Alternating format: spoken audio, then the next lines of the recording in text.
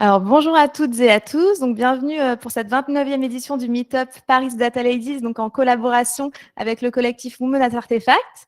On est très heureuse de vous accueillir ce soir. Donc, pour quelques personnes qui se sont inscrites en présentiel et pour les autres, donc à distance.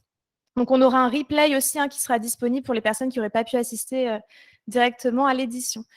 Donc, pour ma part, je suis Aurore Baer, je suis co-organisatrice du Meetup Paris Data Ladies. Je vais vous donner quelques infos sur le Meetup juste après. Et donc, ce soir, j'ai l'honneur d'être accompagnée de Gabrielle. Donc, je te laisse te présenter. Oui, Gabrielle, je préside l'initiative Women at Artefact, qui co-organise l'édition aujourd'hui. Voilà, merci beaucoup d'avoir fait le déplacement jusque dans nos locaux. On est très heureux voilà, d'organiser cette édition-là. Pour la petite anecdote, Aurore et moi, on se connaît depuis l'école. En école, on n'avait pas du tout imaginé qu'on travaillerait plus tard dans la data. On s'était tourné plutôt vers le secteur des cosmétiques, plutôt en marketing. Et voilà. Et du coup, ça fait d'autant plus sens pour moi de parler de ce sujet avec elle. Merci Gabrielle. Donc, vous voyez, ce soir, on a un très beau programme. Bon, généralement, on vous habitue à de beaux programmes. Donc, on va avoir Vania qui va nous parler de sujets autour du NPS, du Net Promoter Score, donc qui nous vient de chez Orange. On va ensuite avoir une présentation d'Elena et Aurélie autour de tout ce qui va être données clients, conversations et d'opérations pour Sodexo. Et enfin, on aura donc Gabrielle et Mathilde côté Artefact qui vont vous présenter un sujet de speech analytics, donc autour de l'IA utilisée au profit de la gestion des call centers et de leur optimisation. Donc voilà pour le programme de ce soir. Je peux juste bouger, voilà. Merci. Ok, c'est bon. Alors, pour les quelques règles, pour les personnes qui seraient à distance, on vous invite donc à vous mettre sur mute, donc à couper le micro et à poser vos questions directement dans le chat. Donc, à chaque fin de speak, on donnera la parole aux personnes qui sont ici présentes pour quelques questions et également aux personnes qui sont à distance, mais via le chat. On va procéder comme ça ce soir. Donc, le Paris Data Ladies, c'est un meet-up qui a une belle histoire. Donc, aujourd'hui, on est une dizaine de co-organisatrices qui venons de différentes entreprises, donc notamment des data scientists, mais aussi des community managers, des consultantes en data, des personnes qui sont commerciales, donc une grande variété. Et l'idée du meet-up, c'est de donner la parole aux femmes qui travaillent dans la data. Et donc, les femmes qui sont souvent moins représentées dans ces milieux-là et qui ont l'occasion, grâce au Meetup, justement, de prendre la parole sur les sujets qu'elles travaillent et sur lesquels elles sont expertes. Donc, quelques chiffres clés. On a ce soir quasiment 3500 membres. Donc, merci de nous suivre. C'est le 29e Meetup. Ça fait plus de 5 ans maintenant qu'on existe. Et donc, pour nous contacter, pour nous trouver, on a la page LinkedIn où on est assez active. On a notre mail également. Et l'idée, c'est de donner la parole aux femmes. Donc, si même vous-même, vous souhaitez un jour aborder un sujet, n'hésitez pas à nous contacter pour qu'on travaille ça ensemble et qu'on vous intègre dans un meet-up qui sera sur une thématique dans laquelle vous pourriez présenter votre projet. Donc, je laisse Gabrielle pour Women at Artefact. Oui. Alors, avant de vous présenter Women at Artefact, je vais vous dire quelques mots sur Artefact. Donc, on est une société de conseil en data et intelligence artificielle. On a aussi une partie agence donc en marketing digital. Et notre particularité, c'est que on va être certes capable de faire des recommandations stratégiques sur l'utilisation de la donnée, mais on est aussi et surtout capable de les implémenter, puisqu'on va avoir différents types de profils, donc des data scientists, des data analysts ou encore des software engineers. Chez Artefact, on n'est pas épargné par la sous-représentation des femmes dans la data. Je vais juste vous donner quelques chiffres. Vous devez être au courant, mais aujourd'hui, donc il y a 18% de femmes dans le secteur de la tech. Cette sous-représentation-là, elle est accentuée à deux niveaux. Donc, d'une part, au poste de direction, donc elles sont plus que 5% quand on regarde les postes de direction des entreprises technologiques européennes.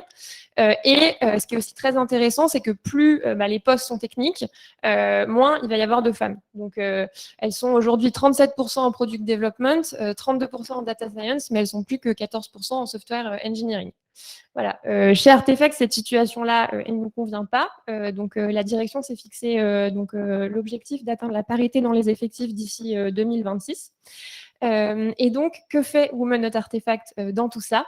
Donc, en fait, nous, on est un collectif composé d'une trentaine de collaborateurs qui s'engagent bénévolement pour encourager la réussite des femmes dans l'entreprise, mais aussi plus largement dans la communauté tech. Donc, il faut comprendre que voilà, nous, on est un collectif indépendant, donc on soutient la direction, mais voilà, on a aussi un périmètre d'action qui va être plus large. Et donc, on a trois objectifs principaux. Le premier, ça va être le développement d'une culture inclusive au sein de l'entreprise. Le second, favoriser l'accès des femmes à des carrières dans la data. Et le dernier, la féminisation du top management d'Artefact. Et donc, nos actions, elles se déclinent en fait sur trois leviers. Le premier, ça va être la sensibilisation. Donc, un exemple, on a une newsletter mensuelle qu'on envoie à l'ensemble des collaborateurs pour les aider à se forger une opinion sur le sujet. On va aussi avoir un axe inspiré. Donc là, c'est typiquement le genre d'événement qu'on peut faire dans ce cadre-là. Donc, on va essayer d'intervenir à l'externe, dans les meet-ups, dans les écoles, pour avoir une vitrine pour les différents profils qui travaillent dans la data. Et le dernier axe, accompagner. Donc là, on propose du coaching au profil féminin d'Artefact. Et on propose aussi du mentorat à des femmes en reconversion dans le numérique qui font partie de la School of Data, donc qui fait aussi partie d'Artefact. Voilà. Et je voulais juste vous dire que pour moi, ce sujet, ça m'importe particulièrement. J'ai un parcours un peu atypique parce que j'ai fait une école de commerce. Aujourd'hui, je suis software engineer chez Artefact. Donc, j'ai vraiment été habituée à être dans un milieu très paritaire pendant mes études. Et moi, ce qui m'a frappée, c'est que voilà, quand j'ai fait mon changement de poste, là, ça fait 2 ans que je suis dans une équipe d'une trentaine de personnes et je suis le seul profil féminin. Donc voilà, d'où mon envie d'agir à titre personnel. Et merci encore, Aurore, pour cette opportunité-là. Merci Gabrielle. Donc, bienvenue à toutes et à tous. Et on va pouvoir donc commencer avec la première présentation ce soir avec Vania. Et donc, je te laisse la parole. Merci.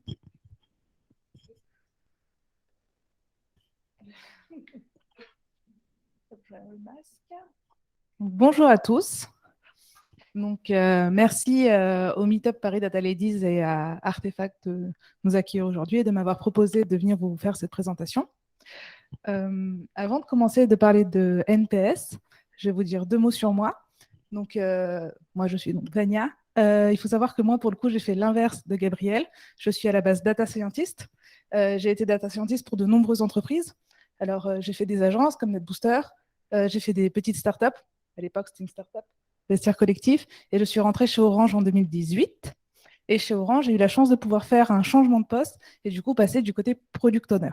Donc aujourd'hui, je viens vous présenter ce sujet en tant que product owner.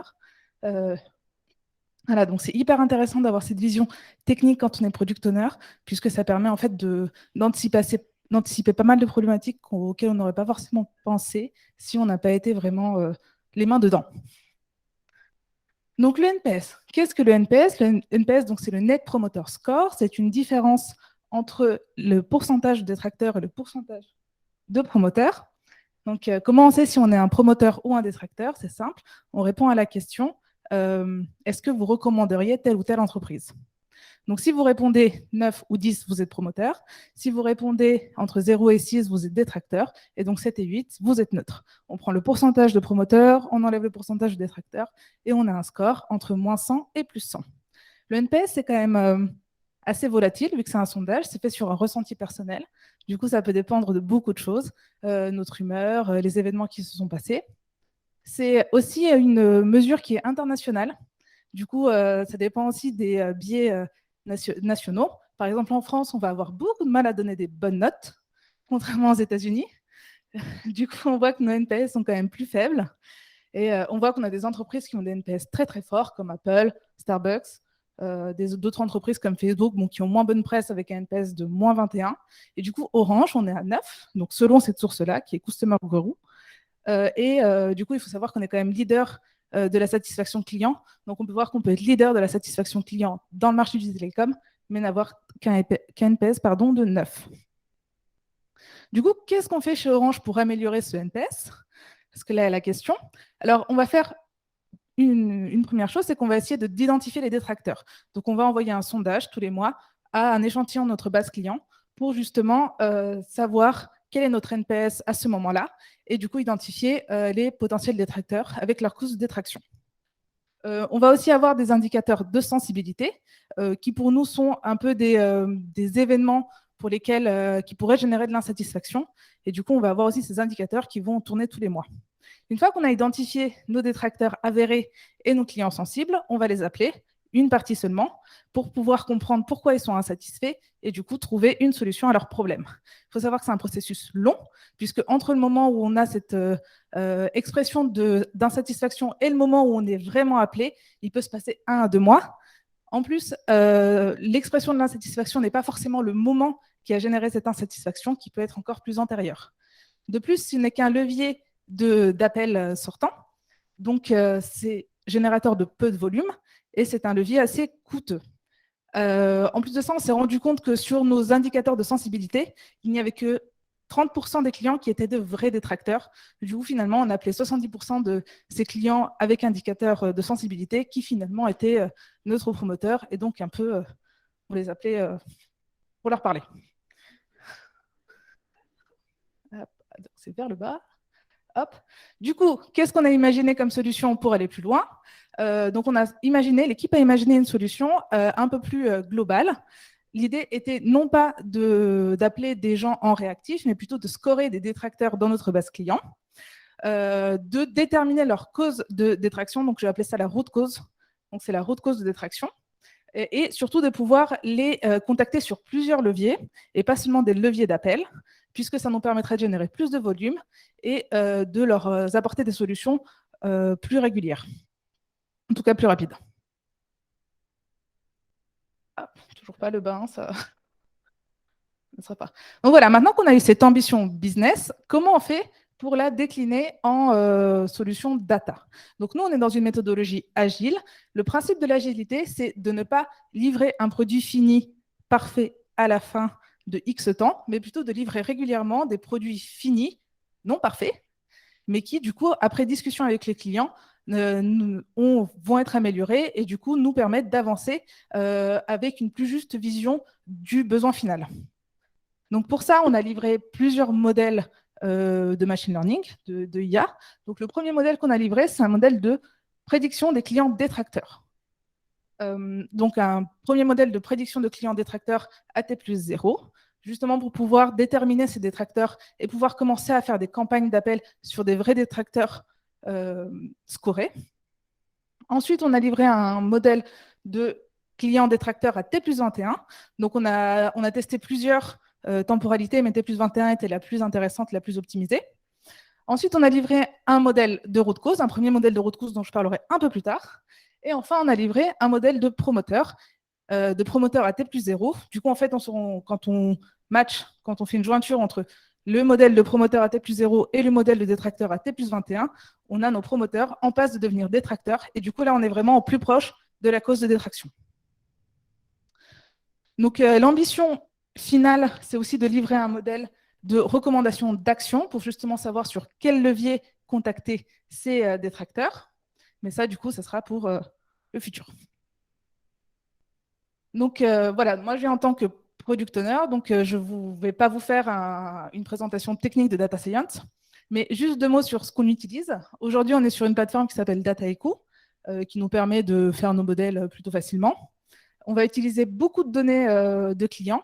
Donc, on va avoir des données relationnelles, des données clients. On va avoir aussi des données de sonde, des données de sondage, des données de score utilisées chez nous. Donc, ça fait une pluralité de données différentes. On a aussi, on travaille sur toutes nos livebox. Donc, en fait, ça fait des différentes données par rapport à la maturité de la livebox, en tout cas au fait qu'elle soit récente ou non. Et du coup, à partir de là, on va faire un modèle de machine learning. Donc, pour l'instant, on est sur des random forest, donc assez classiques, qui marchent très bien. Et après, on va diffuser donc, ce modèle par différents moyens. Donc aujourd'hui, on le diffuse encore de manière manuelle, mais on travaille là-dessus, j'en dirai 2 mots plus tard, pour pouvoir monter sur notre plateforme de cloud, qui est Google Cloud Platform, et qui va nous permettre vraiment de passer à l'échelle et de pouvoir être interconnecté avec toutes les applications. Donc voilà, je vous disais que je parlerai un peu plus tard du modèle de root cause. Donc le modèle de root cause, c'est quelque chose qui est très difficile. Autant un modèle de promoteur, on va avoir ces détracteurs avérés dans notre sondage qu'on envoie et sur lesquels on peut vraiment fitter un modèle, apprendre dessus pour pouvoir le propager sur notre base. Par contre, sur la root cause, c'est beaucoup plus compliqué puisqu'on n'a pas assez de données labellisées. Donc, c'est compliqué d'avoir un modèle avec des root causes micro-activables, donc vraiment des root causes détaillées pour lesquelles on peut donner une solution et une action facilement. Et du coup, pour l'instant, on a un modèle qui est un modèle de root cause macro, donc plus global, sur 3 streams particuliers, l'offre, la relation client et le réseau broadband.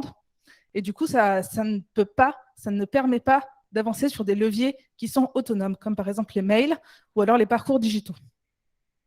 C'est pour ça qu'on a fait un petit rétropédalage sur l'IA à ce niveau-là. On va repasser sur des règles métiers, sur des choses, donc des indicateurs d'insatisfaction client, qu'on va matcher du coup avec nos détracteurs scorés, et ce qui va nous permettre de lancer justement des campagnes plus en autonomie envers le client, et du coup de récupérer de la donnée pour mieux apprendre notre modèle.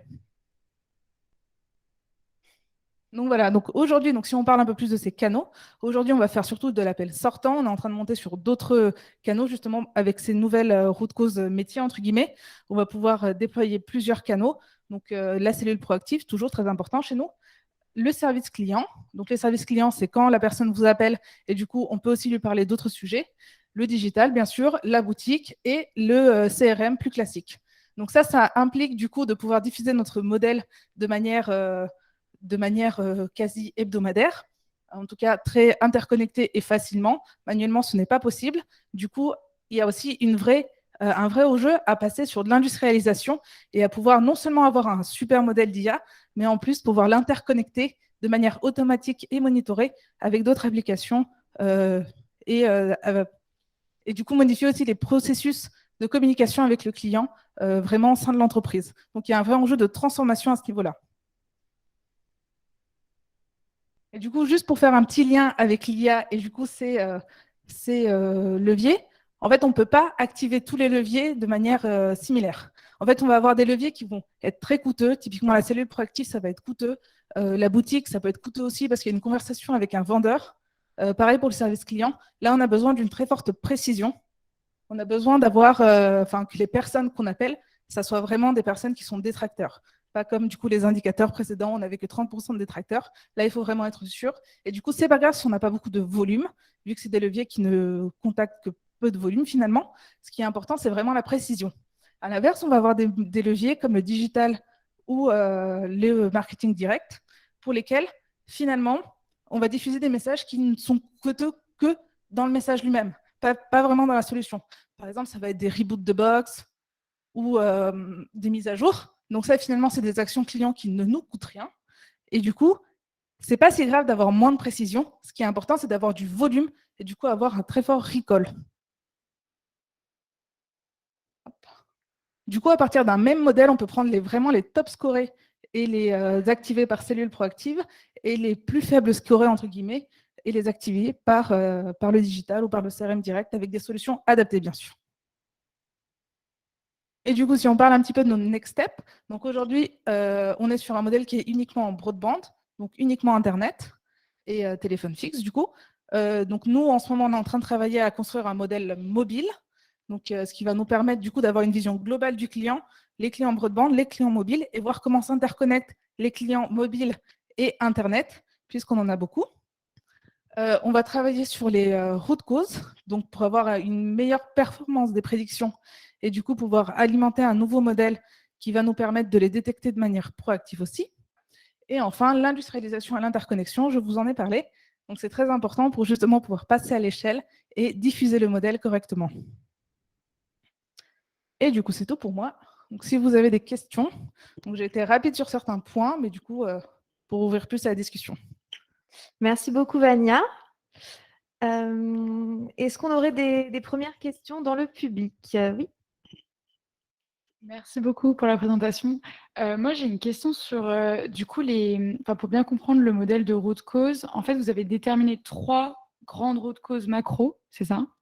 Alors, c'est un modèle on s'est basé sur des verbatives des clients qu'on avait labellisés dans d'autres projets. Du coup, à partir de là, on a essayé de faire un modèle de root cause micro sur, on avait une vingtaine, trentaine de verbatims qui ressortaient, de thèmes. Sauf que sur chaque thème, on n'avait pas assez de précision et pas assez de volume. Du coup, on a essayé de les regrouper pour justement avoir des root causes plus macro. Et du coup, on a mis 2 modèles en parallèle. Un modèle qui est vraiment sur des root causes macro après regroupement et un modèle qui regroupait les modèles sur les root causes micro pour pouvoir les comparer. Et donc, après regroupement, ça fait combien de causes à peu près? Enfin, juste pour me Alors, du coup, ça fait 3 root causes majeures. Ouais, c'est ça, ouais.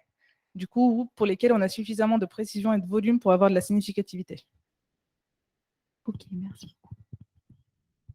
Merci. Est-ce qu'on aurait une autre question? Alors, je prends une question. Oui.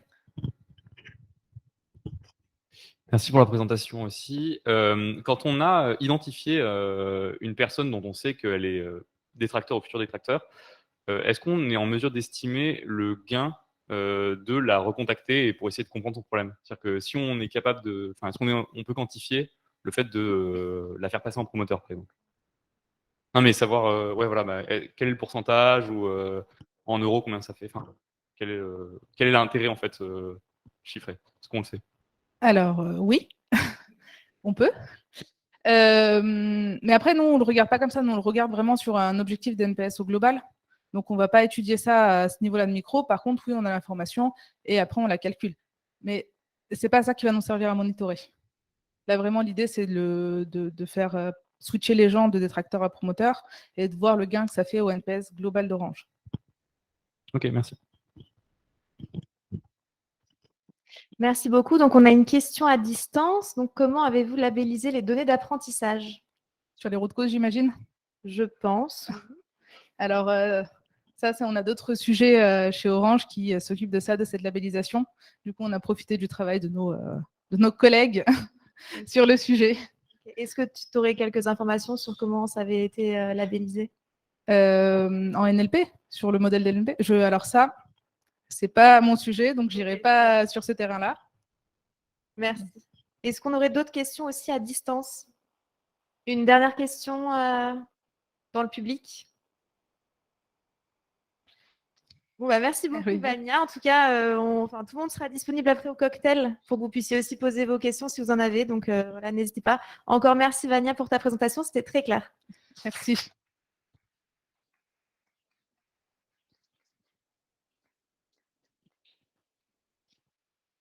Et donc, on va maintenant passer la parole à Aurélie et Elena qui vont nous présenter un outil qu'elles ont mis en place chez Sodexo pour faciliter les conversations donc, entre les équipes et les clients ou prospects. Du coup, on partage un micro pour 2, c'est ça? Non, non, ça va être compliqué. Merci beaucoup déjà de nous inviter aujourd'hui. Très ravie d'être ici parmi vous. On va peut-être commencer par la présentation de nous-mêmes. Moi, je suis Elena, je suis merci. Je suis product owner chez Sodexo et jusqu'à ce soir, je pensais que j'ai un profil atypique, voire unique, mais non.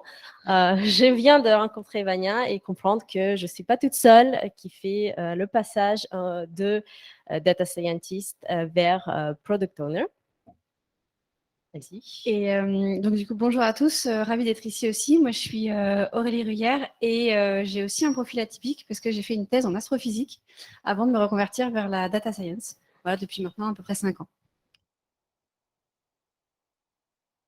Et peut-être ça vaut le coup aussi de vous présenter Sodexo parce que c'est pas tout le monde connaît Sodexo. Peut-être vous le connaissez parce que vous êtes déjà allé dans un restaurant à l'école ou à l'hôpital ou peut-être dans votre lieu de travail. Mais Sodexo, c'est un groupe très grand, c'est un groupe français et on a une gamme de services et des produits qui est beaucoup plus large que connu par le monde. Typiquement, on a un restaurant 3 étoiles Michelin, le Plicatelin, qui vous pouvez aller, je vous recommande d'y aller, qui se trouve à Boulogne-Billancourt. Nous aussi, on fait les restaurants de la Tour Eiffel, les 2 restaurants, le Jules Verne et 58. Food-Chéri, le nôtre, les passes restaurants Sodexo. Donc, c'est juste quelques exemples de nos services en France. Je cite même pas Paris-Dakar, les Jeux Olympiques 24 à Paris, où on va assurer la restauration de nos athlètes. Et c'est qu'en France. Donc, je n'ai pas cité les 56 pays du monde où on est présent. Et tous les jours, 412 000 employés de Sodexo servent presque 100 millions de personnes. Je vous laisse imaginer l'ampleur de ce groupe. Ensuite, voilà, on a le contexte. Quelles sont les problématiques de gens chez Sodexo? D'habitude, c'est des gens opérationnels, typiquement un chef ou un manager de site qui va gérer plusieurs thématiques tous les jours dans un restaurant, mais on peut peut-être le résumer assez simple. Comment je peux m'assurer que les consommateurs qui viennent sur mon site sont contents, qui mangent bien, et aussi comment je m'assure que la performance financière et opérationnelle de mon site reste bonne. Bien sûr, on peut inviter beaucoup de gens pour servir les consommateurs, mais dans ce cas-là, la performance ne va pas être très, très bonne. Donc, comment je trouve cet équilibre? Et en fait, ce qu'on peut dire, ça se résume en 2 questions. Est-ce que mes consommateurs sont contents aujourd'hui? Si oui, pourquoi? Et sinon, pourquoi? Quelles sont les root causes de la satisfaction? Et combien de personnes vont venir sur mon site manger demain ou la semaine prochaine ou la semaine d'après, pour que je puisse préparer le stock, les produits, planifier le menu, avoir exactement le nombre de repas à préparer et aussi planifier le staffing, donc les gens qui vont venir travailler sur site. Et pour répondre à cette problématique, nous avons utilisé les données des transactions. Pour quelques sites en question, on a une centaine de sites plus ou moins dans le périmètre de notre étude. Et notre projet s'appelle Foresight. Comment on peut prévoir la performance de nos sites demain? Donc, qu'est-ce qu'on a comme données? C'est les données de transaction. On va savoir, on va connaître l'ID de la personne. Donc, on ne va pas avoir le nom, le prénom, mais un chiffre. Et on va pouvoir lier plusieurs transactions de la même personne ensemble pour vraiment suivre la performance tout au long des transactions de la même personne. Ensuite, on a le contenu de panier. Qu'est-ce qui est acheté, les items, le prix payé, avec les promotions, etc. Et la partie peut-être la plus importante, c'est la satisfaction. À la fois la note, de 1 étoile jusqu'à 5 étoiles, et aussi un commentaire. Bien sûr, l'application, à chaque fois, après chaque repas, va poser la question au consommateur s'il était content ou pas, et sinon, ou si oui, pourquoi. Et avec ce type de données, ce qu'on propose à nos utilisateurs aujourd'hui, c'est un outil interactif qui va permettre de savoir cette information, typiquement, quelles sont les raisons pour satisfaction, quel est le taux de satisfaction aujourd'hui, mais aussi combien de personnes vont venir sur le site cette semaine, la semaine prochaine et la semaine d'après. Et sur ça, je laisse la parole à Aurélie. Merci. Donc du coup, ce qu'on développe, c'est en fait une appli à destination des utilisateurs. Donc les utilisateurs, pour rappel, c'est les managers de sites qui veulent savoir ce qui se passe sur dans leur restaurant. Et on leur propose 2 pages, une page avec la satisfaction client et une page avec la prédiction de la fréquentation pour les semaines à venir. Et pour la page de satisfaction client, on va, avec des techniques de NLP, analyser les clients qui sont laissés par les commentaires qui sont laissés par les consommateurs sur les transactions avec le mécanisme qu'a décrit Elena.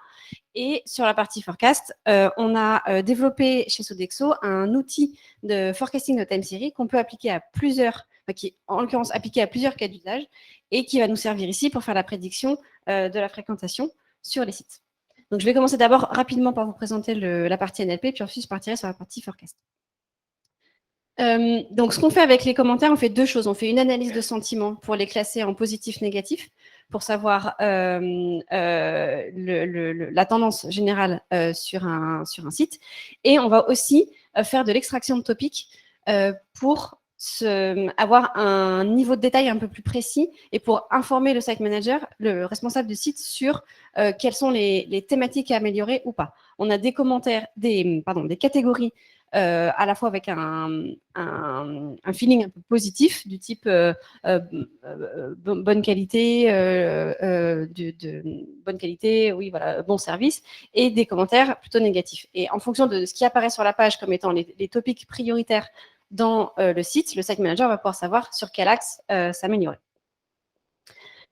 Pour la partie de forecasting de time series, on a, comme je vous disais, développé un asset chez Sodexo qui nous permet de faire de la prédiction de time series sur différents use cases.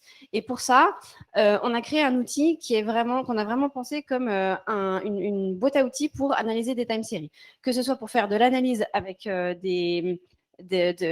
juste la préparation de données, de l'exploration sur des features, des choses comme ça, ou vraiment les workflows classiques de machine learning avec l'entraînement d'un modèle, la prédiction à partir d'un modèle qu'on a déjà entraîné, ou voir le workflow enchaîné d'entraînement puis de prédiction à la suite.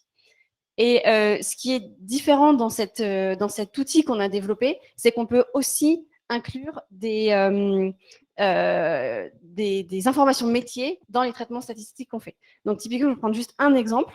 Sur la partie détection d'outliers, si on prend une méthode statistique classique par exemple, on prend la moyenne et la déviation standard, pour détecter les outliers, on risque, dans un cas, par exemple, où on a des politiques de télétravail qui sont mises en place le vendredi, de détecter tous les vendredis comme des outliers. Or, ce n'est pas du tout ce qu'on veut.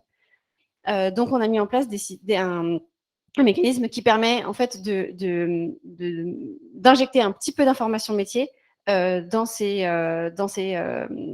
partie-là. Donc ça, c'est juste un exemple. Ce qu'on a voulu faire aussi, c'est de simplifier la vie des data scientists sur le projet. Et donc, toute la partie, toute la paramétrisation des différentes étapes se fait à un seul et même endroit dans un fichier de config qui va nous permettre de changer directement un paramètre sur, par exemple, la détection d'outlier et d'avoir l'impact direct sur la performance du modèle, sans avoir besoin de repasser par différents bouts de code, étapes, tout ça pour réussir à faire ces analyses généralement intéressantes de performance. On l'a aussi conçu comme quelque chose qui peut être utilisé dans une grande variété de situations. Souvent, ce qu'on fait, c'est qu'on n'a pas seulement un seul site, une seule time series à analyser dans notre use case. On en a plusieurs avec des cas d'usage différents. Donc, on peut, par exemple, là, dans le cas de Foresight, on a plusieurs géographies et plusieurs géographies, parce que Elena vous a montré la carte du monde tout à l'heure, il y avait des sites aux États-Unis et des sites en Europe. Pour l'instant, ce qu'on fait, c'est qu'on considère toutes les time series comme indépendantes, donc on entraîne un modèle par site. Dans le futur, on peut imaginer, grâce à cet outil aussi, de faire des groupes de time series pour différencier les comportements des pays les uns par rapport aux autres et d'utiliser les caractéristiques des sites pour apprendre mieux les tendances sur les différents sites. On peut customiser un certain nombre de choses. Donc, on peut customiser les paramètres des modèles à appliquer à chacune des time series et bientôt les paramètres de data préparation. On a aussi... il marche plus, ok. On a aussi mis dans le code un mécanisme qui nous permet d'injecter différentes règles métiers à différents endroits. Donc là, je vous expliquais pour les outliers, mais on le fait aussi, par exemple, pour les jours de fermeture. On a des sites qui vont être fermés le week-end, d'autres pas. Donc, on sait que pour les sites qui sont fermés le week-end, ça ne sert à rien de s'escrimer à prédire les week-ends. On met 0 et puis ça suffit. Voilà, par exemple. Et donc, bien sûr, cet outil, il est intégralement testé, documenté, et c'est aussi quelque chose qui est industrialisable quasiment tout de suite, puisqu'il est pensé comme un code pour aller en prod directement. Donc, il a la double casquette de pouvoir aider les data scientists à faire des explorations et à la fois d'être mis en prod rapidement. Si on revient sur Foresight, sur le cas d'usage, la première application qu'on a fait de l'asset, de cet outil de prédiction de time series, c'est donc la suivante. On a récupéré dans les données de transactions qui sont on a juste calculé le nombre de transactions qu'on avait par jour, par site. On a récupéré des données calendaires. On a dérivé quelques features qu'on appelle time series, qui sont des lags, des moyennes mobiles, etc. On a un modèle encore très simple pour l'instant qui est le Random Forest qu'on va continuer à améliorer. Et pourquoi on n'est pas allé plus loin? Parce que finalement, c'était pas si mal que ça en termes de performance et que, au vu des utilisateurs métiers, c'était largement suffisant pour un premier jet. Voilà, je vais conclure maintenant. On vous a donné un petit aperçu de ce qu'on pouvait faire en data science chez Sodexo. Et pour information, on recrute. Voilà. Merci beaucoup à toutes les deux. Donc, on va prendre les questions dans l'assistance. Pas de questions? Ah, oui. Bonsoir. Par rapport au modèle de NLP, est-ce que vous avez réfléchi à le faire, à l'externaliser en fait? Parce qu'il y a beaucoup d'entreprises aujourd'hui qui sont spécialisées là-dedans. Et donc, est-ce que vous avez pensé externaliser cette partie-là?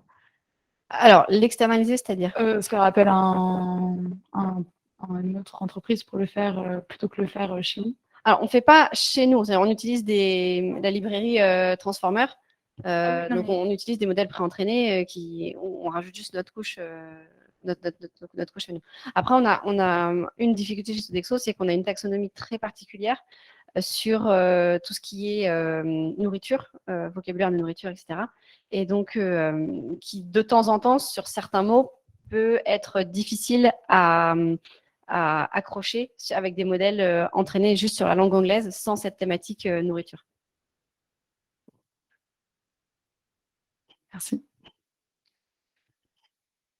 Merci. Alors, on a plusieurs questions en ligne. Alors, la première, comment utilisez-vous le calendrier dans les prédictions? Alors, ça nous permet simplement de flaguer les différents jours de la semaine, donc notamment pour avoir cette information du vendredi et du télétravail, qui est très souvent le vendredi, hein, c'est l'hypothèse qu'on fait pour l'instant. On utilise le mois, puisque c'est au niveau, on a remarqué une très forte saisonnalité à l'année, donc on a besoin de cette information-là. On flague aussi les jours fériés, qui nous permettent de déterminer en France notamment, les ponts, et donc les longs week-ends. Certains sites vont fermer, par exemple, le vendredi de l'Ascension. D'autres ne ferment pas et on a une fréquentation qui dégringole parce qu'en fait, tout le monde fait le pont. Donc, il faut qu'on puisse avoir une prédiction qui prenne en compte ce cas de figure-là. Voilà, par exemple. Merci. Alors, j'ai une autre question aussi en ligne. Combien de modèles time series au total et comment vous mettez tous ces modèles à l'échelle? Alors, on a 3, 4, 5 modèles. Un qui est vraiment un modèle baseline qui nous sert de comparaison où on prend simplement la même valeur que l'année dernière. Autant vous dire que dans le contexte actuel, ça ne marche pas du tout. Et comment on met à l'échelle? Eh ben, comme je vous disais, l'asset qu'on a développé nous permet d'avoir cette scalabilité, de faire un modèle différent par time series et de suivre tous les modèles. On est en ce moment en train de développer les outils pour monitorer tout ça. On a une plateforme, on travaille sur le cloud, on est sur Azure. On utilise les outils de Azure Machine Learning Service pour enregistrer et versionner les modèles. Voilà. Très clair. Pas de questions dans l'assistance? Ah, Alexis. Vous avez fait une suite de produits intégrés qui vous aident à mettre en production du ML, etc. C'est quoi les challenges en interne pour créer ce genre de produits? Et est-ce que c'est quelque chose qui a vocation à être potentiellement open sourcé ou est-ce que ça l'est déjà peut-être? Alors ça, c'est une très bonne question. Alors, les gros challenges, c'est que on a plusieurs use cases avec des problématiques similaires, mais très différentes. Donc, déjà, la première version qu'on a faite ne faisait que des time series avec une prédiction par jour. Puis après, tu arrives à un use case, on voulait faire une prédiction à l'heure. Donc, en fait, il y avait beaucoup de choses qui étaient hard-codées, qui étaient dépendantes du fait qu'on était sur des jours. Et il a fallu revoir pour avoir en fait, une fréquence à définir comme paramètre, en fait, finalement. On a donc ces différentes situations dont je vais vous expliquer où on voudrait soit avoir un modèle par time series parce qu'on sait qu'elles sont toutes indépendantes, ou alors on veut faire des groupes de time series pour les fitter toutes ensemble pour bénéficier des données, de mettre les données ensemble parce qu'on sait que c'est des sites qui fonctionnent un peu ensemble.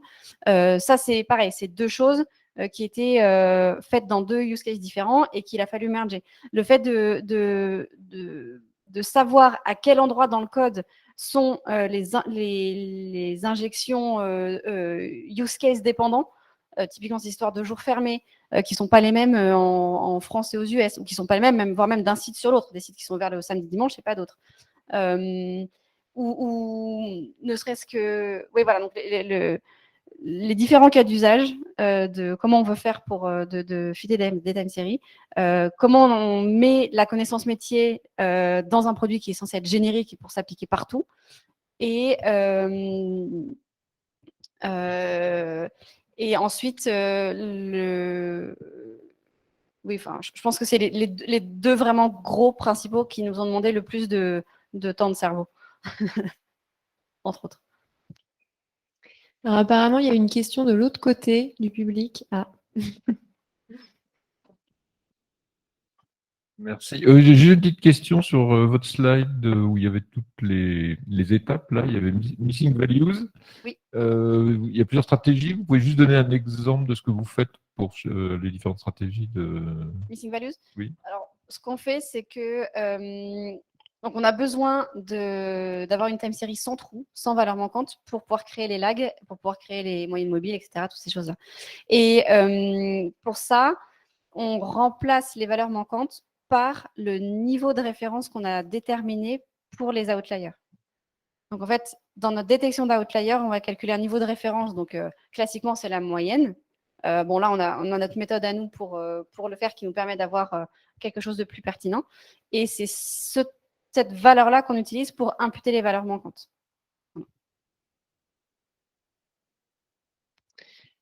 Et peut-être une dernière question, cette fois-ci en ligne. Toujours sur le modèle NLP, côté données, comment avez-vous annoté les données? Alors, ouais, j'ai juste, par exemple, quel volume pour combien de classes dans la taxonomie? Alors, je n'ai pas les chiffres en tête, mais en fait, on a fait appel à Ease8, qui est une boîte qui fait de l'annotation de données dans laquelle Sodexo a investi récemment et qui nous a gentiment annoté à peu près 1000 commentaires voilà, pour nous faire une base d'apprentissage et pour pouvoir évaluer la performance des modèles derrière. Très clair. Merci beaucoup à toutes les deux pour cette présentation.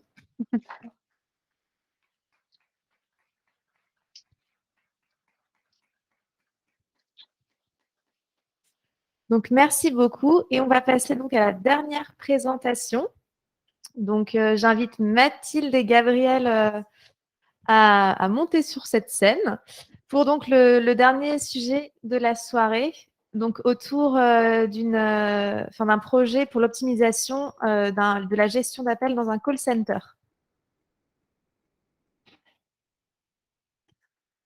Alors, je me suis trompée de sens. Ça commence mal. Voilà. Ok, donc là, je vais vous parler sous une autre casquette, donc qui est ma casquette de software engineer chez Artefact. Et avec Mathilde, on va vous présenter donc effectivement Speech Analytics, qui est un produit d'IA que nous avons développé pour améliorer la satisfaction dans les call centers. Donc moi, je me suis déjà présentée en long et en large, mais je vais laisser Mathilde dire quelques mots. Bonsoir. Donc, oui, donc Mathilde Bleu, je suis senior data scientist chez Artefact depuis 3 ans. Et donc, j'ai eu l'occasion de travailler sur ce projet qu'on va vous présenter. Ok, alors en termes d'agenda, on va commencer par vous présenter le contexte du projet. Ensuite, Mathilde vous détaillera l'approche data science qu'on a mise en œuvre pour définir les modèles qui sont utilisés par notre application. Et enfin, on parlera industrialisation et je vous expliquerai comment on a réduit le temps de déploiement de la solution de 2 mois à 3 semaines. Donc déjà en termes de contexte, donc notre client, donc c'est une ESN, donc il faut comprendre entreprise de services numériques, qui propose à ses propres clients, donc là encore des entreprises, un service d'assistance helpdesk. Donc si vous avez déjà travaillé pour une grosse entreprise comme Orange par exemple, vous savez forcément ce qu'est un helpdesk. Donc imaginons alors, que Orange soit client de l'ESN en question, eh bien, si vous avez un problème IT en tant qu'employé, vous pouvez appeler le helpdesk qui va vous aider dans la résolution de votre problème. Donc voilà, donc un helpdesk, c'est une équipe d'agents en fait qui va solutionner vos problèmes IT.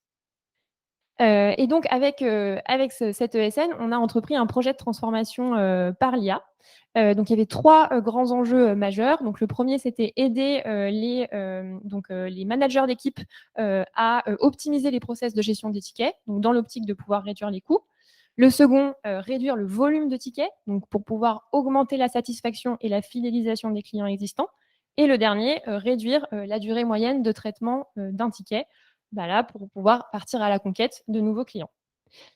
Et donc, qu'est-ce qu'on a fait? On a imaginé 2 solutions, donc Speech Analytics et AI Coach. Donc, en entrée, nous, on avait des enregistrements audio des appels. On avait aussi des métadonnées associées aux appels, donc par exemple leur durée, donc combien de fois l'appel avait été transféré, combien de fois la personne avait essayé d'appeler le helpdesk avant de tomber sur quelqu'un. Et on a fait entrer tout ça dans un moulinette de l'IA et on a eu deux solutions en sortie. Speech Analytics, donc qui est un tableau de bord qui permet de piloter la satisfaction client, et AI Coach qui est là en fait un agent augmenté qui va faire des suggestions de réponses à l'agent en temps réel pendant l'appel. Ce soir, on va se concentrer sur Speech Analytics. Donc Speech Analytics, c'est un tableau de bord donc qui est mis à jour de façon quotidienne et qui est à destination des managers d'équipe. Et dans ce tableau de bord, donc, ils vont pouvoir voir donc, quels sont les volumes d'appels sur chacun des motifs de contact. Et pour chaque motif de contact, donc, mesurer le niveau de satisfaction des clients et également identifier quelles sont les causes qui peuvent expliquer cette satisfaction ou cette insatisfaction. L'idée derrière ça, c'est qu'ensuite, les managers d'équipe ils aient des informations actionnables pour pouvoir optimiser les processus dans leurs équipes. Et je vais laisser la parole à Mathilde qui va nous présenter l'approche Data Science. Ouais, merci. Effectivement, donc je vais vous présenter l'approche Data Science et les choix de modélisation du coup qu'on a fait pour construire cette solution. Donc, avant de rentrer dans le détail des modèles, je vais juste vous présenter globalement la solution et comment en fait la solution Speech Analytics s'intègre dans les échanges habituels donc au sein du helpdesk. Donc, une situation classique, c'est que donc un appelant donc va avoir une problématique IT, comme l'a dit Gabriel, il donc va appeler le helpdesk. Donc là, en l'occurrence, par exemple, va dire qu'il a je vous appelle au sujet d'une panne de ma messagerie Outlook. L'agent au helpdesk va aider à résoudre ce problème et ensuite, donc le problème sera résolu. Et nous, on intervient donc après ça, puisqu'on va récupérer en fait l'enregistrement audio de cet appel et on va avoir des modèles qui vont permettre de détecter en fait le topic de l'appel, donc c'est-à-dire la catégorie un peu le motif général de l'appel, le sous-topic donc qui va être une information encore plus précise sur le motif de l'appel. Donc là, typiquement, pour le topic, on serait sur un dysfonctionnement et un sous-topic au niveau du logiciel Outlook. Et ensuite, on va essayer de détecter aussi le sentiment de l'appelant et d'autres informations. Du coup, pour arriver à obtenir toutes ces informations, on a dû développer plusieurs briques de data science. Donc là, ce qu'on peut voir, c'est qu'on récupère en fait les fichiers audio et ensuite on va avoir donc plusieurs briques ML qui vont agir en fait pour extraire, qu'on va utiliser pour extraire donc ces informations. Donc on a tout d'abord un speech to text qui va permettre en fait de traduire les fichiers audio en texte écrit qu'on va pouvoir ensuite utiliser. d'abord dans une première brique de classification des appels, donc par topic et sous-topic. On a aussi une brique en fait qui va analyser la satisfaction pour chacun des appels. Et ensuite, on va aussi avoir une brique d'analyse des motifs de satisfaction et d'insatisfaction. Et ensuite, donc, toutes ces briques seront renvoyées vers la web app. Ce qu'il faut savoir, donc, c'est que c'est beaucoup de briques à développer. Donc, il y en a certaines qu'on a choisi de faire en interne, donc, comme par exemple la classification des appels et aussi l'analyse des motifs de satisfaction et d'insatisfaction. Mais il y a certaines pour lesquelles on a fait appel à des services déjà existants, donc des services Azure. Donc, si on commence donc avec la partie sur la classification des appels par topic et sous-topic, on a une première pipeline d'entraînement qui a été développée pour la partie topic, où on va en fait donc récupérer les appels, les transcrire en texte. Ensuite, ils vont être labellisés. Donc ça, on reviendra plus en détail dessus après. Donc labellisés avec un topic, en l'occurrence le topic dysfonctionnement. Et ensuite, les transcripts vont être vectorisés et on va entraîner un modèle en fait sur les appels vectorisés. Au niveau des choix de modélisation donc, qu'on a fait, il y en a un premier, c'est au niveau de la manière dont en fait, on va transcrire le texte en matrice de chiffres. Donc ça, on a choisi de faire une vectorisation via un TF-IDF. Donc le TF-IDF, c'est la définition, c'est Term Frequency Inverse Document Frequency. Globalement, ça sert en fait à pondérer les mots au sein d'un appel et en fait, on va mettre un poids plus important pour les mots qui sont très spécifiques à un appel et un poids peu important pour les mots qui se retrouvent en fait dans la plupart des appels. Donc, par exemple, si quelqu'un appelle pour parler d'une panne Outlook, peut-être que le mot Outlook, comme il est peu présent dans les appels, il aura un poids assez important, alors que le mot appel, par exemple, qui est présent dans tous les appels, si quelqu'un dit « je vous appelle » à chaque fois, ça aura un poids très faible. Donc, c'est une manière très simple de vectoriser les appels, de vectoriser les textes. Nous, on a choisi de partir sur ça parce que ça correspondait bien en fait à notre thématique du fait qu'on a souvent un vocabulaire très spécifique qui est utilisé par les appelants. Et donc, en fait, on a quelques mots-clés qu'il faut repérer dans les appels et là, comme ça, on peut bien les remonter. Donc ça a été le premier choix qui a été fait au niveau modélisation. Ensuite, aussi, dans notre code, Gabriel en reparlera après, mais on s'est assuré d'avoir un code qui soit en fait très paramétrable pour qu'en fait, juste en définissant quelques fichiers de configuration, on puisse tout de suite lancer une nouvelle pipeline d'entraînement et en fait avoir un cycle itératif qui soit assez rapide et pouvoir comme ça itérer très rapidement, améliorer nos modèles, pouvoir les comparer aussi très rapidement et du coup, dans l'espoir d'obtenir de meilleurs résultats et de bonnes performances assez rapidement. Et enfin, le dernier point qui était important sur cette pipeline, c'est qu'on a fait en fait de l'active learning. Donc, c'est-à-dire que chaque jour, on allait entraîner un modèle sur une sélection des appels reçus la veille au helpdesk. Et ensuite, on allait, grâce à ce modèle, appliquer ce modèle sur des appels qui n'avaient pas encore été labellisés et pouvoir en fait voir sur quel appel le modèle en fait était assez peu sûr de sa prédiction. Donc, par exemple, s'il y a eu peu d'exemples d'une catégorie, d'un topic A, il aura du mal à faire une prédiction sur ce topic A et donc il sera assez peu sûr. Et du coup, le modèle va permettre de nous indiquer sur quel appel il est peu sûr. Et c'est ces appels-là qu'on va en priorité faire labelliser par des agents qui, du coup, connaissent très bien les différents topics. On en reparlera aussi un peu plus tard de comment est-ce qu'on a fait ça. Mais ça nous a permis, en fait, nous, d'optimiser notre temps de labellisation et d'optimiser aussi les performances du modèle, puisque du coup, on a labellisé vraiment les appels qui étaient, sur lesquels le modèle avait plus de difficultés. Donc ça, c'est pour la partie topic. Pour la partie sous-topic, donc qui est en fait une granularité plus fine que le topic, on a choisi de partir sur quelque chose de beaucoup plus simple, de matching en fait de mots-clés. C'est-à-dire qu'au moment de la labellisation, les agents en fait allaient relever les mots spécifiques dans l'appel qui leur permettaient de savoir qu'un appel appartenait à tel ou tel sous-topic. Donc typiquement là dans notre appel, dans notre transcript qui est « Je vous appelle au sujet d'une panne de ma messagerie Outlook », le sous-topic, on sait que c'est dysfonctionnement Outlook. Donc le mot-clé en fait, ça va être messagerie et Outlook. Et en fait, comme ça, on va créer un peu un dictionnaire de mots-clés importants au sein des appels qui vont permettre de matcher du coup après les appels avec des sous-topics. Donc tout ça, c'était pour la partie entraînement de cette première brique. Ensuite, au niveau de l'inférence et du serving, Du coup, c'est assez simple. On va recevoir un appel, on va y appliquer notre modèle de prédiction de topic qui va permettre donc de déprédire un topic. Et ensuite, grâce aux mots-clés, on va pouvoir trouver le sous-topic qui semble être le plus pertinent pour notre appel. Donc ça, c'était la première brique. Ensuite, on a une brique de classification de satisfaction en fait du client. Donc là, ce qu'on a choisi de faire, c'est plutôt que de développer notre propre modèle, on a choisi d'utiliser des services déjà existants.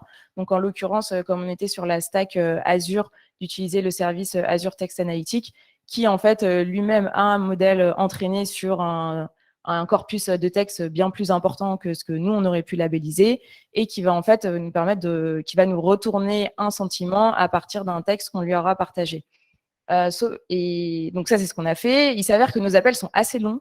Donc, il peut y avoir en fait plusieurs sentiments au sein d'un même appel et du coup, ça ne donne pas suffisamment d'informations pour trancher sur le sentiment global de l'appel. Donc, on s'est intéressé finalement en fait à l'évolution du sentiment au cours de l'appel. Donc pour ça, ce qu'on a fait, c'est qu'on a défini des matrices de satisfaction qu'on pouvait réajuster pour chaque helpdesk, où en fait, on va avoir donc en colonne le sentiment détecté sur une petite portion du début de l'appel. Donc par exemple, sur l'exemple de gauche, on va avoir un appel qui sera par exemple en négatif au début, et en ligne, on va trouver le sentiment détecté à la fin de l'appel. Et après, ce qu'on va regarder, en fait, c'est la variation. Donc typiquement, sur l'exemple où on commence en négatif, et en fait, l'appel se finit en positif, on va dire que le sentiment global de l'appel sera positif. Et ensuite, sur l'exemple de droite, on a l'inverse, où ça commence positif, mais ça finit négatif. Et dans ce cas, on aura un sentiment global négatif. Et donc, on a défini cette matrice donc, pour chacun des cas. Et ça nous permet de trouver un sentiment, d'avoir une seule variable de sentiment pour l'appel et qui caractérise l'évolution en fait, du sentiment de l'appel. Et enfin, la troisième brique data science, c'est donc l'analyse des motifs de satisfaction et d'insatisfaction. Donc pour ça, c'est assez similaire avec ce qu'expliquait Vania tout à l'heure. Donc on va avoir des métadonnées sur l'appel. Donc là, typiquement, ça va être la durée de l'appel, le nombre de fois que la personne a été transférée avant d'obtenir un agent au helpdesk et le nombre de réitérations, donc le nombre de fois que la personne avait appelé au préalable. Donc ça, ce sera nos métadonnées d'entrée. On va utiliser ces métadonnées pour essayer de prédire en fait le sentiment de l'appel. Et ensuite, grâce aux valeurs de SHAP, on va en fait pour chaque appel être capable de dire quelle métadonnée a en fait contribué à la prédiction du modèle. Donc, est-ce que en fait l'appel a été au global insatisfait parce qu'en fait la personne a attendu, enfin l'appel a duré en fait 10 minutes, alors qu'en fait les appels moyens en général durent 5 minutes. Donc ça nous donne une indication que peut-être que les appels plus longs amènent à un sentiment moins bon, et on peut faire ça en fait pour chacune des métadonnées. Donc ça, c'était pour les 3 briques data science qui ont été développées. Donc ensuite, pendant la période de prod, ce qui va se faire, c'est qu'on va donc on va classifier tous les appels entrants, classifier donc en topic, sous-topic. Aussi, on va détecter le sentiment et analyser les root causes. Et ces données seront envoyées du coup tous les jours dans des tables SQL hébergées donc elles aussi sur Azure et qui vont surtout alimenter en fait la web app, où donc on pourra avoir chaque jour toutes les informations avec le nombre d'appels de la journée précédente, les catégories, enfin les topics et sous-topics, la satisfaction au sein de chacun des topics et sous-topics, et aussi les causes, les motifs de satisfaction et insatisfaction. Et je vais laisser Gabrielle présenter la partie industrialisation.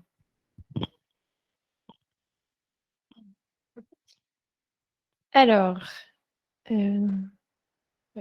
donc une fois qu'on avait construit notre MVP, l'objectif pour nous, c'était de pouvoir déployer la solution sur de nouveaux helpdesk tout en réduisant le temps nécessaire pour la construire à chaque fois. Donc il faut savoir qu'on avait mis 8 semaines à concevoir la solution pendant le MVP et l'idée c'était de baisser progressivement pour tomber à 2-3 semaines.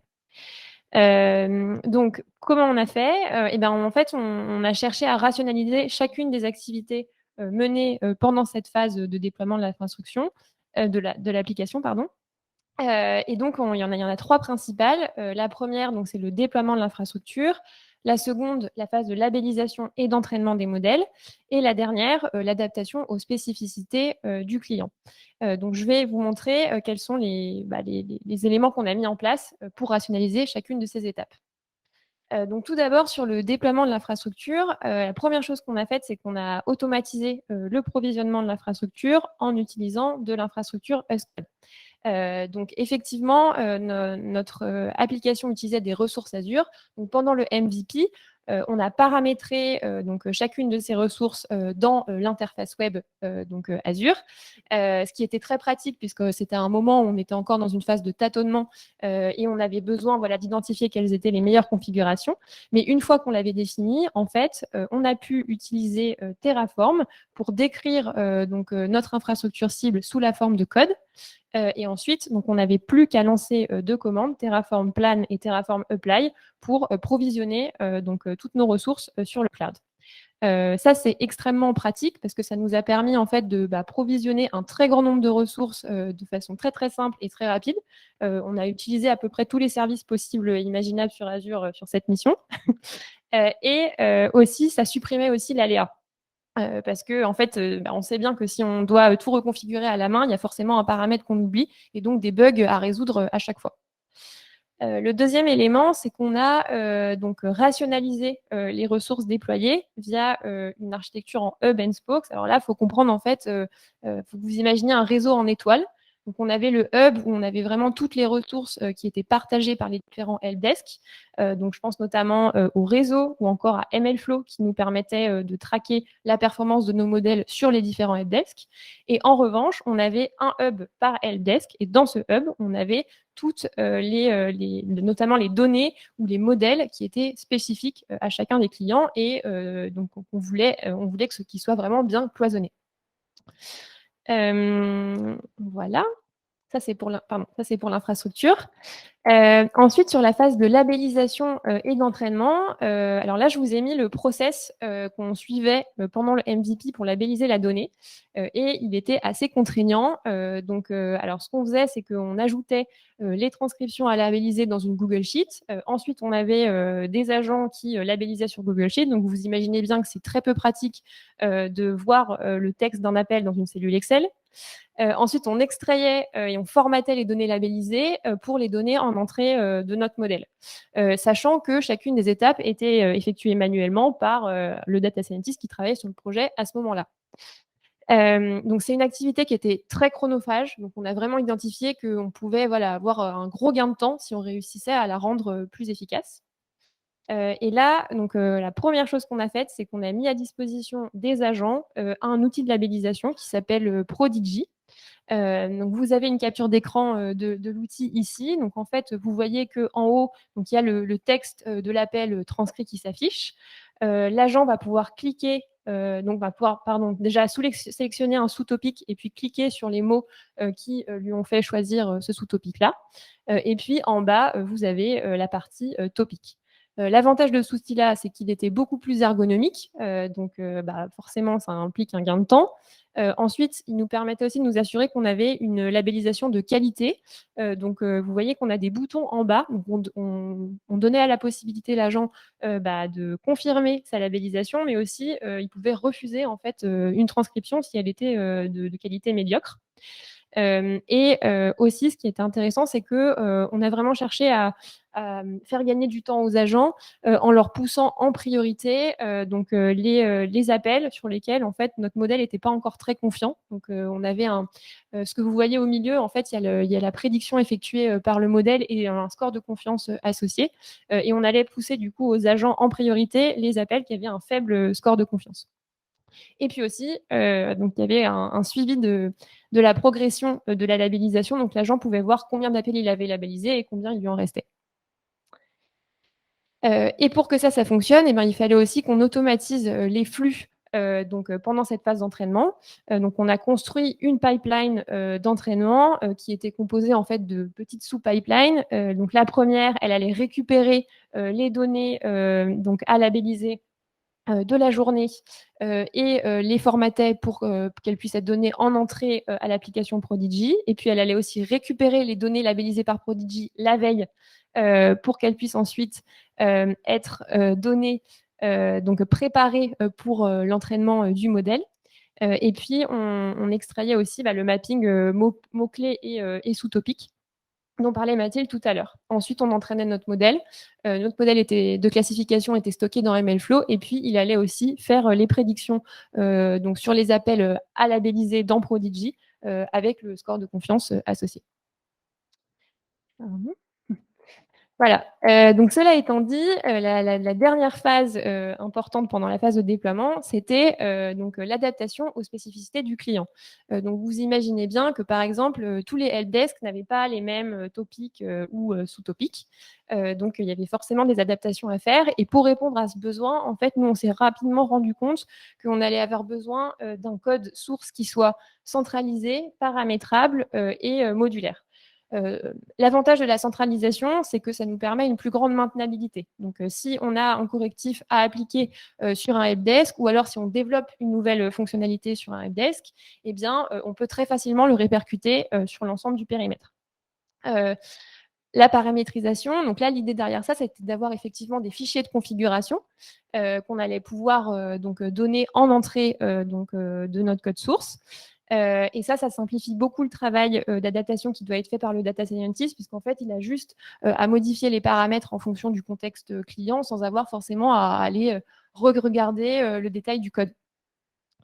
Enfin, la modularité, donc cette modularité, là, elle nous permettait en fait d'avoir de la visibilité sur l'ensemble des tâches qu'on devait orchestrer, qui étaient quand même assez nombreuses, et aussi de bien visualiser quelles étaient les interdépendances entre elles.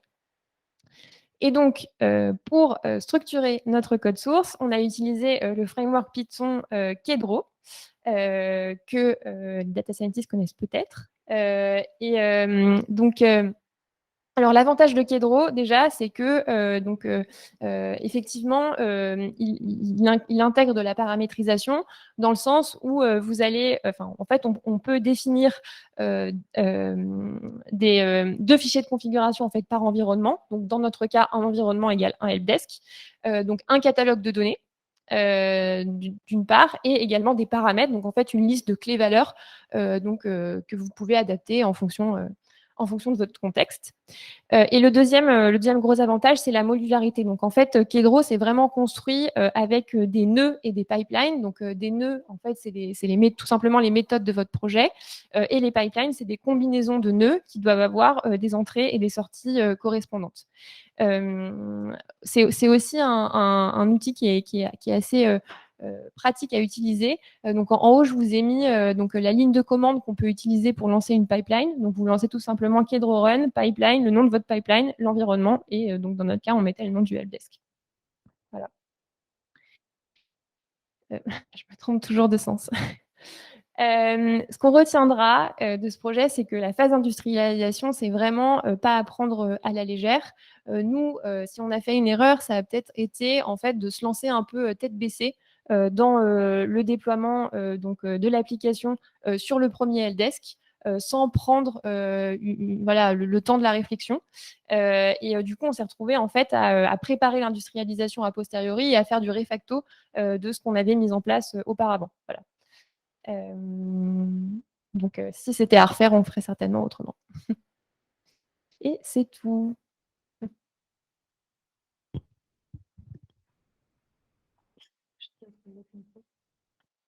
Merci beaucoup.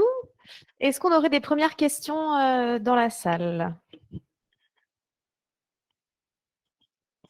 Deux petites questions. Quand on appelle le helpdesk, c'est souvent parce qu'on a un problème. Donc le topic, c'est problème. Et comment ça match avec TF-IDF? Est-ce qu'il y a des problèmes là-dessus? Et la deuxième question, c'est pour les mots qui permettent de taguer un topic ou un sous-topic. Est-ce que vous avez utilisé des techniques type word2vec pour essayer de trouver des synonymes de topic ou de sous-topic?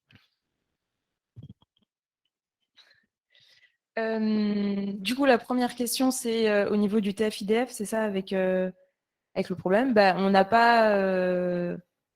j'ai pas souvenir qu'on ait eu de problématiques particulières au fait d'utiliser le TF-IDF dans ce cas-là. Ça nous donnait de bons résultats, cette vectorisation. Et pour la partie mots-clés, pour le moment, ce qu'on a, enfin, là, la version qu'on a fait, c'était vraiment, on a utilisé les mots-clés tels qu'ils ont été labellisés par les agents, mais on n'a pas utilisé pour le moment de synonymes. On a vraiment utilisé ce que eux ont directement flagué. Mais ça pourrait être effectivement une des prochaines étapes d'utiliser des synonymes ou des modèles en fait un peu plus poussés, quoi. Merci. Est-ce qu'on aurait une autre question dans le public? Alors, est-ce qu'à distance, on a des questions? On en a plein. Ok, super. Alors, donc, à propos de l'industrialisation, comment gérez-vous le maintien en conditions opérationnelles, fréquence de réentraînement, dérive des données, dérive des modèles? Je pense que ça a soulevé pas mal de questions sur la partie Indus. Du coup, sur tout l'aspect monitoring et data drift, modèle drift. Ouais, c'est ça. Ok. Alors, du coup, pour le moment, enfin, effectivement, c'est quelque chose à faire. Pour le moment, il n'y a pas forcément de tracker en fait des performances, enfin, l'évolution des performances du modèle au cours du temps, parce que ça nécessiterait aussi en fait de relabelliser, par exemple, de la donnée de manière, enfin, je sais pas, par exemple, tous les mois pour pouvoir avoir les nouvelles, les performances du modèle dernièrement. C'est pas quelque chose qui a été fait pour le moment avec le client, mais en soi. En fait, la pipeline d'entraînement et la pipeline Prodigy est déjà présente et en fait pourrait être relancée assez facilement en fait pour pouvoir réentraîner comme ça le modèle, je sais pas, par phase tous les mois ou si on détecte que les performances diminuent trop. Mais c'est pas quelque chose qui est fait actuellement en tout cas. Merci. Donc, on a une autre question. Pour l'apprentissage des sentiments aux différentes étapes de l'appel, quelle partie des données utilisez-vous par étape? C'est-à-dire, est-ce que pour le début de l'appel, on prend les X premières secondes ou pas, en fonction aussi de la durée des appels qui sont variables? Alors, j'ai plus le détail exactement, mais c'est soit effectivement X premières secondes ou X premiers mots. Il me semble que c'était plutôt en termes de mots, en l'occurrence, par exemple les 100 ou 200 premiers mots qui étaient pris en compte, mais effectivement c'était ça. Donc c'était le début et la fin de l'appel qui étaient envoyés en fait au service d'analyse de sentiments et ensuite comparés. Merci. Est-ce qu'on aurait une dernière question dans le public? Moi, j'ai plutôt une question sur ton parcours, Gabriel. Je trouve ça très intéressant. Si tu pourrais partager un petit peu comment tu t'es décidé justement de te lancer dans le parcours data et qu'est-ce que tu as fait. Et voilà, si tu peux partager un peu ton expérience pour ceux qui souhaitent faire un peu la même chose, se reconvertir dans la data. Merci, bien sûr. Donc, effectivement, moi, j'ai rejoint Artefact en tant que consultante. Ouais, donc j'ai rejoint Artefact en tant que consultante donc après mes études, hein, c'était mon premier job. Et en fait, assez rapidement, j'ai travaillé sur des missions en tant que product owner. Donc en fait, j'étais en contact direct avec notamment des software engineers et je me suis rendu compte que j'aimais bien comprendre comment les choses fonctionnaient dans le détail. Et en tant que consultante, j'avais l'impression parfois de survoler un peu les sujets. Et voilà. Et j'ai senti aussi que j'avais besoin de concret. En fait, je trouvais ça assez génial de les voir. En fait, à la fin de leur journée, ils avaient ils avaient développé un algo qui était fonctionnel. Et voilà, ça m'attirait beaucoup. Et du coup, j'ai proposé en fait à Artefact de prendre un congé sans solde de 3 mois pour me reconvertir et ensuite réintégrer les équipes, mais cette fois-ci au poste de software engineer. Donc j'ai fait le bootcamp Data Analytics d'Ironac. À l'époque, c'était le seul bootcamp vraiment data qui nous apprenait à coder en Python, notamment, qui existait. Voilà, moi, dans mon métier aujourd'hui, j'ai aussi beaucoup besoin du cloud. Ça, je ne l'ai pas du tout appris là-bas, je l'ai appris sur le tas chez Artefact. Et voilà, maintenant, moi, ça fait à peu près 2 ans que j'occupe ce nouveau poste. Non, et la transition, voilà, je pense que j'ai beaucoup de chance parce que j'ai été beaucoup soutenue chez Artefact dans cette reconversion. Et voilà, Le message, c'est un peu, si vous avez envie, si ça vous attire, lancez-vous. Moi, quand je voyais ce qu'ils faisaient, les Software, j'avais l'impression que c'était un peu de la magie noire. Mais honnêtement, si on s'y met un bon coup, on peut comprendre. Donc voilà. Merci beaucoup. Est-ce qu'on aurait une dernière question pour conclure? Ok, très bien, merci beaucoup.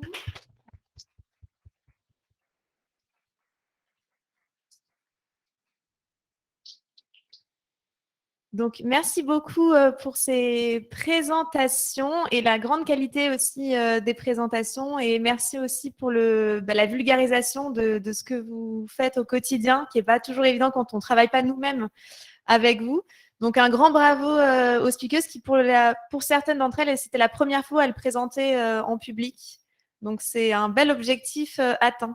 Donc, pour conclure cette 29e édition du Paris Data Ladies, je vous remercie à nouveau de vous être rendu disponible ce soir, donc à distance ou ce soir ici présent dans les locaux d'Artefact. Pour nous retrouver, c'est notamment via notre page Meetup où vous êtes peut-être inscrite et où vous recevrez la prochaine invitation pour notre prochaine édition qui sera un petit peu particulière cette fois-ci, qui sera donc autour de la data et de l'assurance et qui aura lieu à Rouen. Donc, si jamais vous avez l'occasion de vous déplacer là-bas, ce sera avec plaisir qu'on vous accueillera. Sinon, bien sûr, on reste en format aussi hybride avec donc un distanciel disponible et un replay également. Voilà, donc n'hésitez pas à venir nous parler aussi ensuite pendant le cocktail, à échanger aussi avec nous sur les réseaux sociaux. On est relativement disponible et n'hésitez pas, comme je l'ai dit, si vous avez des idées de présentation de sujets, on sera très à l'écoute et on vous proposera aussi de présenter lors d'une prochaine édition. Voilà, donc merci à toutes et à tous et bonne soirée.